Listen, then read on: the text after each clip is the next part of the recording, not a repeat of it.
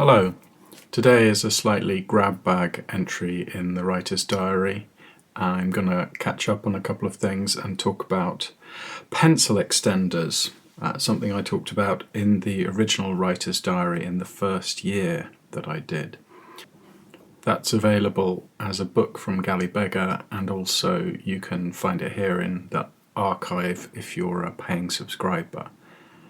If you remember back to January the 1st, if you were here, I gave you an exercise to start writing a book, to start writing a story or something.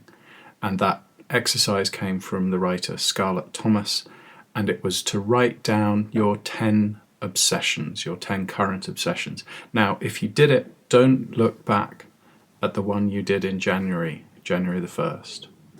We're still in January, but you know what I mean.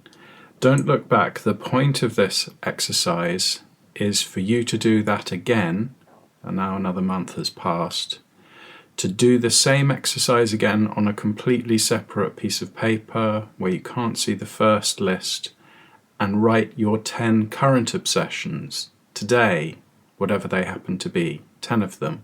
If you want to listen back, I'll put a link into the first entry in the diary, January the 1st. So write them down, and I will remind you again in about a month's time. I think 3 is good, and then you can look back at all of your 3 lists and see what your abiding obsessions were over those 3 months. And that, I think, can be a good start point for a book.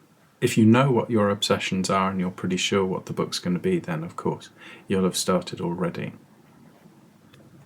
I'm pretty sure the next bit isn't going to make it into On Drafting, the book you're helping me draft.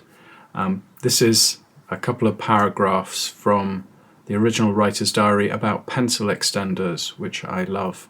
I'm going to include a picture in the blog, and also I'm going to talk about them now.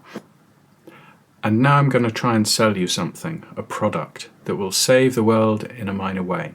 Ladies and gentlemen, and all others, I present the Lyra Pencil Extender Holder Lengthener in natural beechwood with a polished chrome metal clasp. Sadly, all pencils, after being sharpened down and down, become too short for comfortable use, even though about half their length is left. Now, if you buy one of the long-named attachments, which for short I will call the Lyra, you can affix it to the non-writing end of your pencil and get pages more writing out of each one. The Lyra is manufactured in Germany, and I bought my 2 from a papiernictwie in Prague, a Czech paper shop. At the time I lived there, 1990, see last year's diary, these were wonderfully literal, papiernictwie. They sold paper stuff, all and only paper stuff. From a papiernictwie, as well as your writing paper, you bought your toilet paper. At the moment, I have the 2 Lyras on 2 very lucky pencils. One is a 3-inch stub of a black pencil made of very pale wood, a goth pencil that I found on the pavement in Bloomsbury. The other is plain but varnished wood with the days of the month of January 20 to 31 printed in black on its tubular shaft.